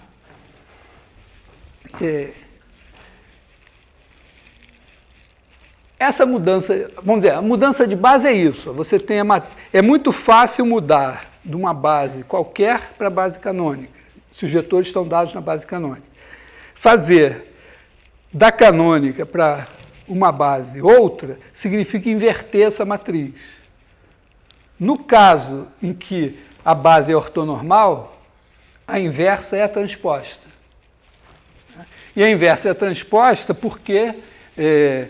dizer, se você tem aqui V11, V21, V12, V22, e esse escalar ele é 1, esse escalar ele é 1 e esse escalar esse é 0, se você botar aqui a transposta, V11, V21, V12, V22, quando você multiplica, você faz essa linha escalar essa coluna. Mas essa linha e essa coluna são iguais. Então, o cara que vai sair aqui vai dar 1, porque esse cara escalar ele é 1. Quando você faz essa linha escalar essa coluna, você está fazendo, na verdade, essa coluna escalar essa coluna, porque essa linha daqui é essa coluna aqui. Você faz essa vezes essa, dá 0. Depois, essa vezes essa é essa daqui, que está aqui, escalar essa, dá 0. E essa vezes essa é ela por ela mesma, dá 1. Estou usando aqui uma coisa que eu não recordei hoje, que é como você multiplica matrizes, né? Você faz a posição IJ aqui, é a linha I escalar a coluna J.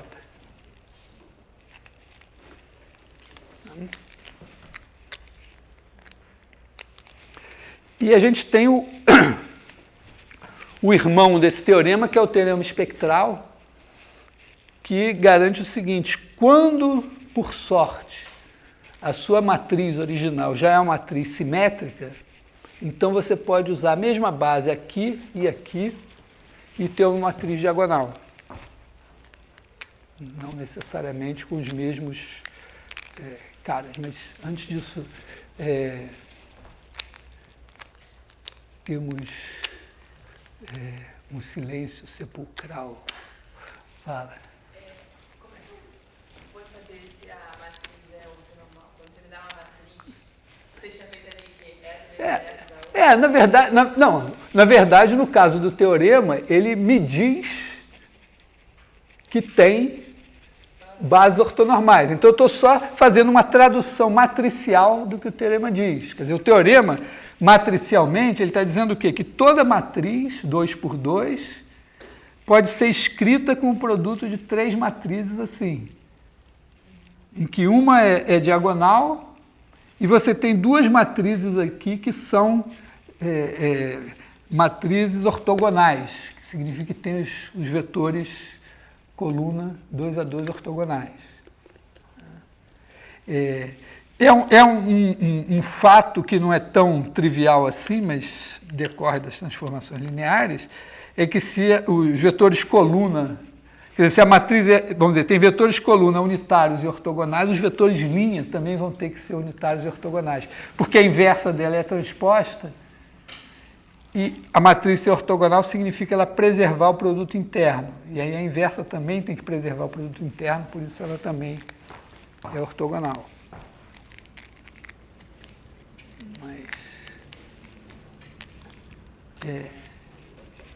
perguntar um negócio. Pergunta aí. É a chance.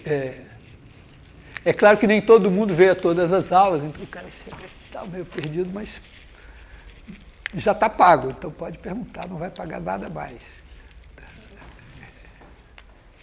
Oi?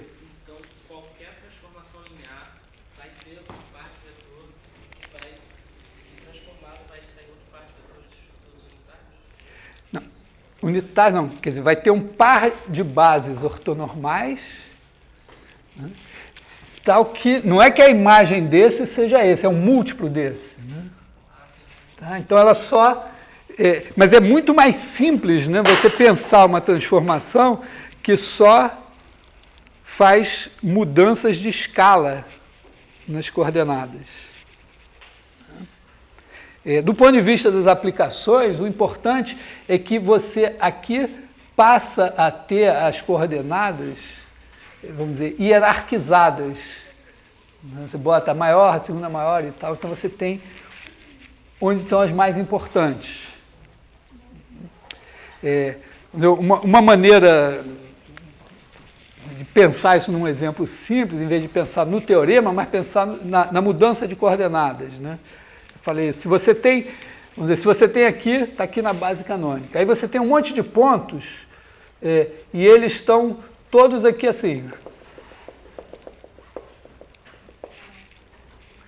Aí, talvez fosse melhor você dizer o seguinte, ó, eu vou usar esse sistema de coordenadas aqui,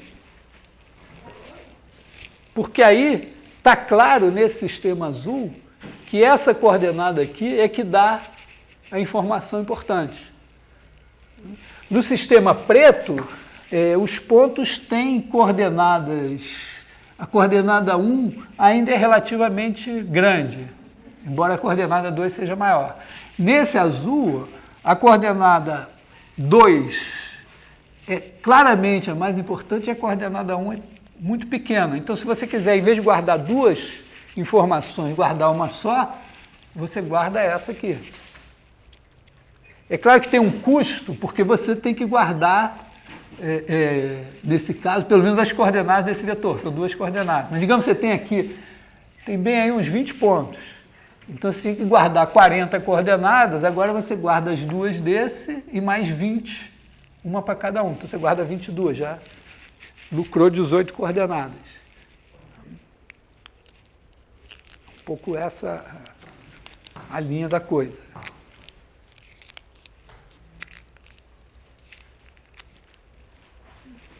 Assim, que horas são? São 4h57. Bom, tudo bem, eu não tenho problema de ficar mais um pouco, se alguém quiser, mas... Você falou uma coisa que tem um teorema similar a esse? Tem o teorema espectral, que é a situação no teorema espectral é a seguinte, você já tem a matriz simétrica. Na verdade, para você aplicar esse teorema, tipicamente, você aplica reduzindo ao teorema espectral. Tanto que, geralmente, a gente apresenta primeiro o teorema espectral. O teorema espectral é mais famoso, assim, mas eu acho esse aqui mais simples de entender, mais natural, talvez. E porque o teorema espectral também é menos geral. Quer dizer, se você tiver uma matriz assim, A11, A21, A12, A22, e você souber que A12 é igual a A21, então você tem uma base, então existe o 1, o 2 unitários e ortogonais,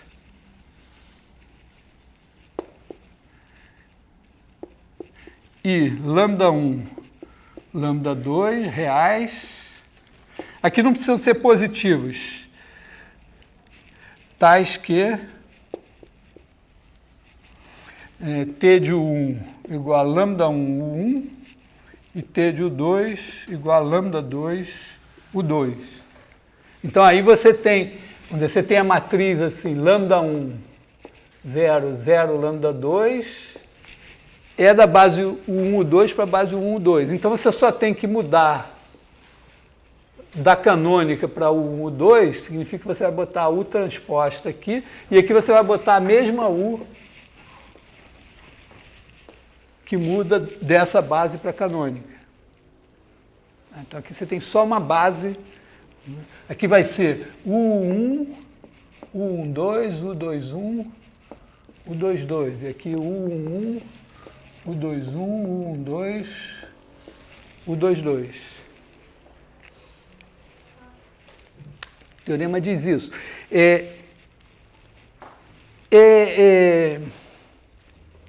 Quando você vai calcular, vamos dizer, esses lambdas aqui são mais calculáveis. Os sigmas lá são menos calculáveis. Mas ocorre que os sigmas, quando você tem uma matriz qualquer, uma matriz A, se você fizer A transposta vezes A ou A vezes A transposta, você fica... Porque isso daqui é dizer que essa matriz A é igual a transposta. Isso daqui é porque quando você transpõe, você faz a transposta de A a B, isso dá B transposta vezes A transposta. Então, quando você transpõe essa daqui, dá A transposta vezes a transposta da transposta, que é a própria. Então, dá igual a ela. E essa daqui também. Então, para qualquer A, essas duas são simétricas, como essa daqui. E aí você pode aplicar o teorema espectral a elas. E ocorre que o lambda dessas daqui é o sigma ao quadrado da A. E uma das bases, vamos dizer, se você aplicar numa delas, você tem a base dos U's e na outra você tem a base dos V's. Ela só precisa da dos V's, porque dos U's é a imagem. Então, para fazer as contas na decomposição em valores singulares, você tipicamente faz as contas com o teorema espectral. Então, os pacotes que fazem as contas geralmente passam por aqui. Oi. Bem, se U é uma matriz ortonormal, a transposta é a inversa dele, né? A matriz nesse caso chama ortogonal mesmo, ela não... Não, a matriz é ortogonal, tem os vetores unitários e ortogonais, o nome dela é ortogonal, não é ortonormal. Eu não sei se é possível fazer isso em produtos de matriz, mas esses U's aí seriam cancelar e trazer a identidade.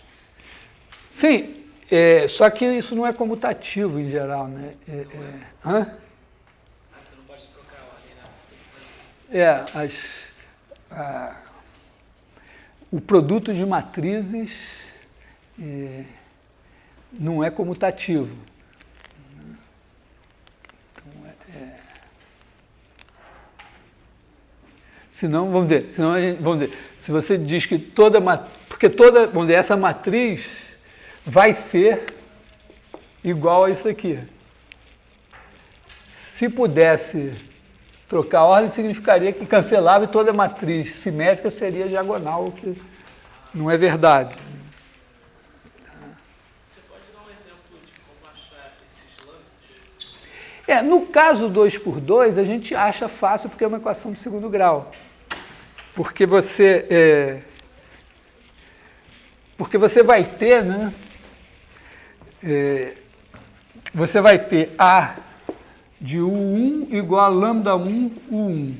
E A de U2 é igual a lambda2, U2.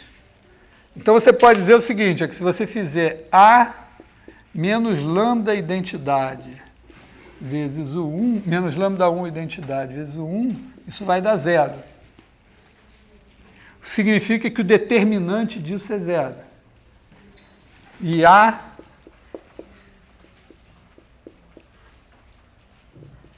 claro, esse vetor é não nulo.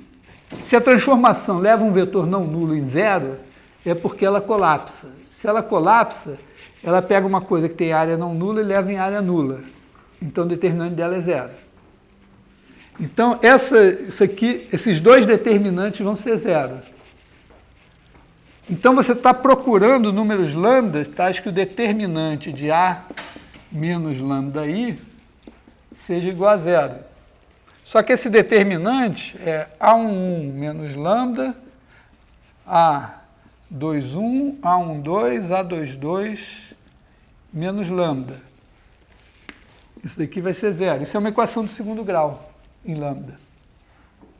Então tem duas raízes.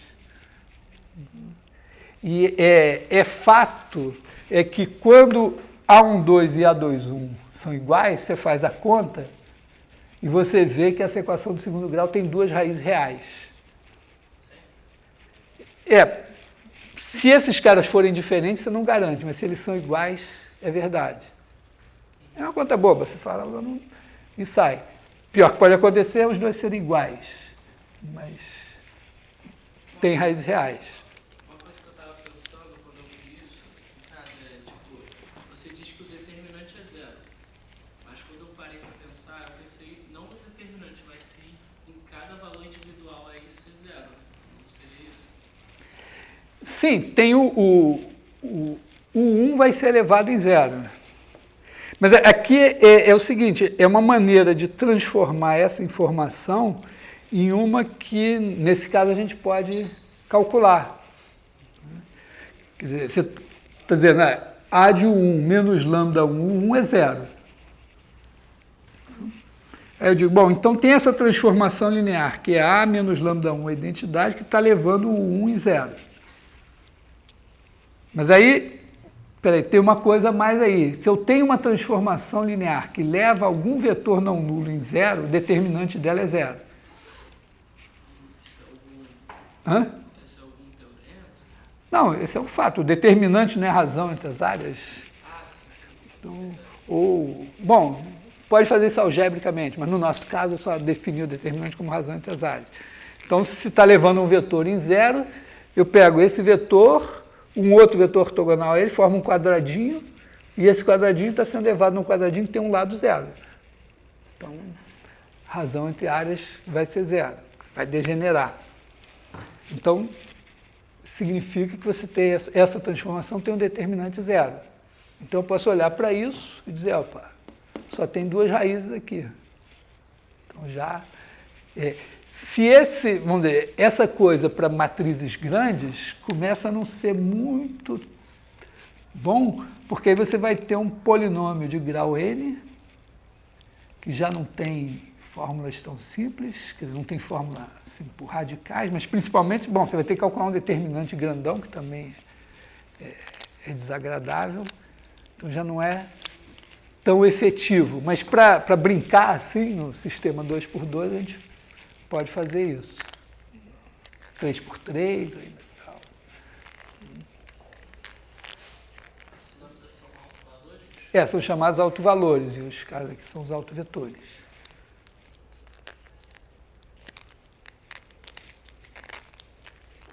Acho que talvez você deva aparecer amanhã às 3 no Instituto de Matemática e ver debate sobre engenharia matemática.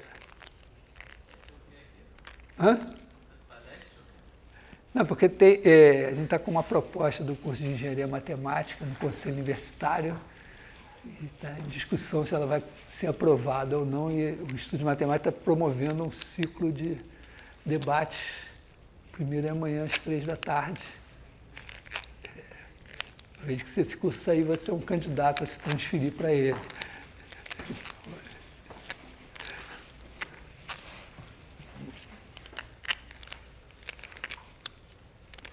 Então, aqui, porque, na verdade, essa questão de autovalores é uma questão que independe desses teoremas. Quer dizer, você ter um vetor que é levado num múltiplo dele. Então, você já sabe que essa direção aqui, a transformação linear não gira o cara, só multiplica.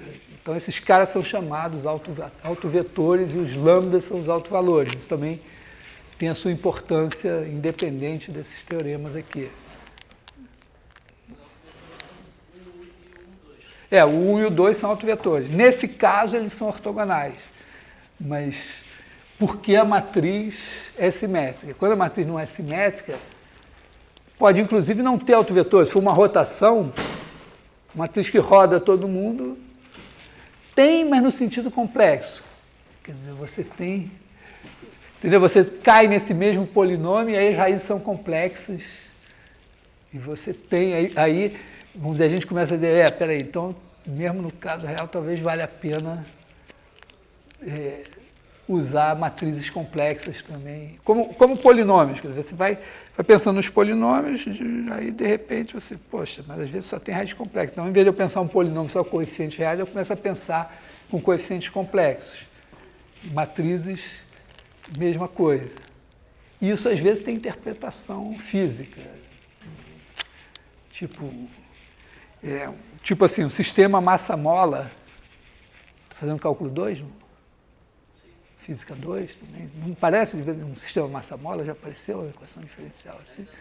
Bom, mas você vai ter um sistema massa-mola e tem lá a equação diferencial e aí tem um negócio que aparece, uma equação de segundo grau, você resolve e aí, nesse caso, dá raízes complexas. E tal, aí nego dá uma roubada, mas tem um significado, porque quando você monta o problema com uma oscilação assim, você está forçando a barra, porque se você pensar um elástico preso aqui embaixo e o negócio assim, é claro que você pode puxar aqui, dar um peteleco para cá e o movimento é bidimensional. Então, se você interpretar o bidimensional como complexos, as raízes complexas que vão aparecer fazem sentido físico. Então, geralmente, quando tem números complexos, tem rotação. Nem sempre. Então, é uma questão ainda na minha cabeça, eu vou falar de números complexos nesse curso ou não. Não estava nos meus planos. Outro dia eu conversei com o meu amigo lá do programa de engenharia elétrica da COP, não, tem que estar assim, isso é importante no engenharia e tal. Não, mas meus alunos são da ambiental e tal, da naval, mas tem sua importância, não sei. Bom, mais perguntas assim específicas? Quiser fazer uma não específica de novo também, pode fazer. Beleza?